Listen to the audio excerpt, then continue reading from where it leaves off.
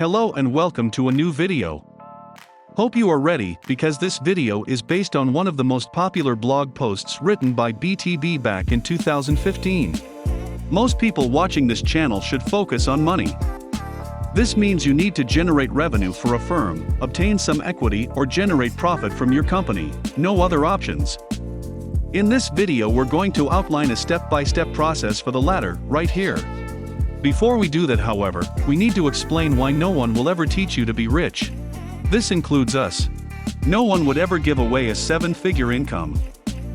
Will we help you start a career in investment banking? Sure. Hand over a real business opportunity? No. Money-making machine. Let's jump in. Number 1. I will teach you to be rich. As soon as someone makes this claim, you should run. No one is willing to hold your hand through a real business venture. The person is a scammer and a con artist. If he claims that he wants to help you get started, what this really means is that he wants to obtain recurring revenue off of the sale. In short, you're going to end up paying a recurring fixed cost to line his pockets. It really is that simple. Finally, if the person is not trying to nab some fixed recurring revenue from you, and he is not trying to snatch a fee by switching you over to another firm, he's likely a poverty mindset manipulator. The last angle, usually found on personal finance blogs, is to teach you how to scrimp and save to become rich. No one gets rich this way. While you run around looking to save an extra $200 a month, you feel like you learned something. So you keep going back, over and over and over again. What do you learn through this process? You learn to be a cheap fool. You're teaching yourself that spending money is bad. Anyone who has made real money knows this is a terrible mindset. To make a lot of money, you must spend a lot of money. So how do you know if you should buy the product or work with the person? Quite simple really, you do two things. 1. You buy products that provide actionable advice only. And 2. You only work with people willing to commit a meaningful amount of time to the project. That is 5 to 10 hours a week for at least 6 months. If you buy products that provide tangible value and actionable advice, you'll never be disappointed. Assuming it works, of course. Just make sure that the product doesn't teach you poverty nonsense, such as how to get rich off of your 401k, how to negotiate a 5% pay raise, or how to save 25% on ebooks. Finally, if the person is willing to commit in real time to you and your future, that is a real mentor. Practically everything else is nonsense. If they are not willing to provide tangible advice, and they are not willing to invest in you, invest meaning time, then you should move on. Number 2. The basics of a business. Now that we have saved you hundreds of hours of time with the previous section, let's take a look at what a real business is. A real business is something that makes money while you sleep. It really boils down to this. Step 1. Find a product that people will pay for.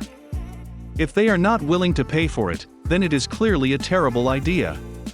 You either create a brand new product category that no one has heard of, or you make edits to an existing idea. Here is a simple example. If you find a way to make a new smartphone that is better than all of the existing products on the market, you'll make a lot of money. Alternatively, if you create a product that gets rid of the need for smartphones, you will make a lot more money. Step 2. The assumption from step 1 is that the market is also large enough to generate income. Let's say you create a product that can teach Swahili to a person in less than 3 months. Great. How many people really need to speak Swahili? Not many. The addressable market is too small. Now if you can teach someone how to speak a major language in less than 3 months, you'll be swimming in money that can fill an ocean. Step 3. So you have both a product that people will pay for and a large enough market to generate income. How much does the product cost? You need to be certain that there is a healthy margin here. If you know that the market will pay $100 for the product, but the cost of creating the product is $90, you're simply wasting your time. Unless the $10 spread is going to be recurring when it is set up, you'll lose money hand over fist since miscellaneous expenses always arise. These 3 steps are all you really need to know before you even begin. 1. Will people pay for this? 2. Is the market large enough for me to spend my valuable time chasing? 3. Is the margin structure healthy? If you can answer yes to all of these items, you're rocking and rolling. Now, the obvious question is, how do I even know if step 1 works? Number 3. How to determine if demand exists. The beauty of the internet. If you followed the extremely basic and boiled down steps from the prior section, you already know who you're targeting. Are you targeting people in their 50s? Are you targeting gymnasts? Are you targeting druggies and alcoholics? Who are you targeting? If you cannot answer this question, you do not have an idea. You have a colossal waste of time on your hands. Okay, point taken, you say. Let's get specific with an example then.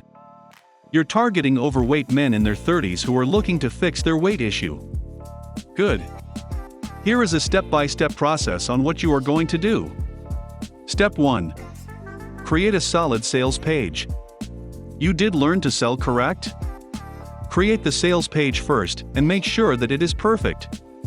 No errors on the sales page, videos are a plus. Once that sales page is absolutely perfect, you move on to step 2. Step 2. Buy traffic. People who think that buying traffic is dumb have never made a lot of money. Period.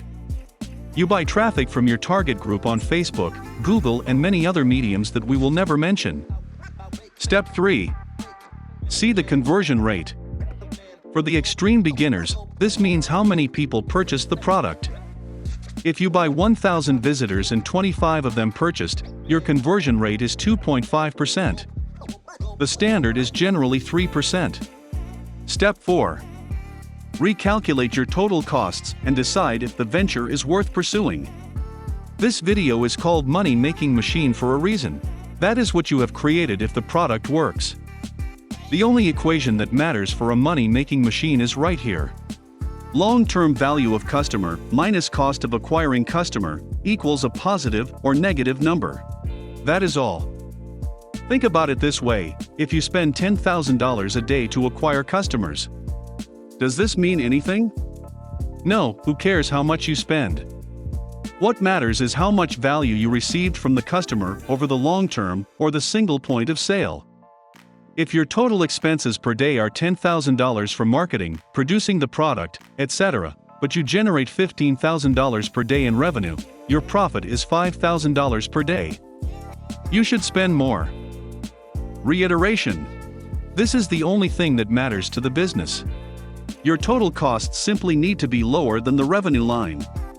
So long as this is the case, you spend like mad to get more customers to view your sales page.